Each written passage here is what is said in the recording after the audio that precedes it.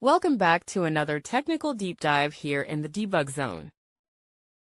Today, we're tackling a big question and breaking it down with insights from other users. Hopefully, this clears up some misconceptions and helps you get the answer you need.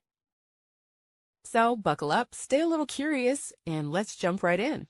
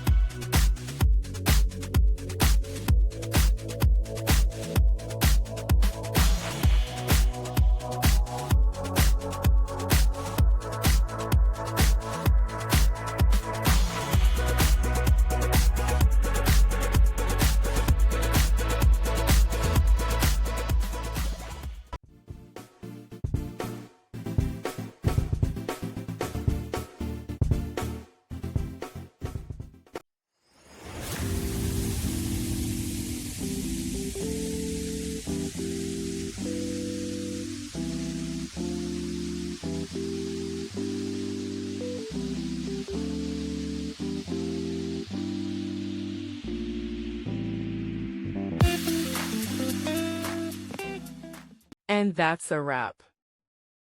I hope you found the answer you were looking for. If you did, take a second to hit that subscribe button. It really helps out. And let me know in the comments which solution worked best for you. See you next time in the debug zone.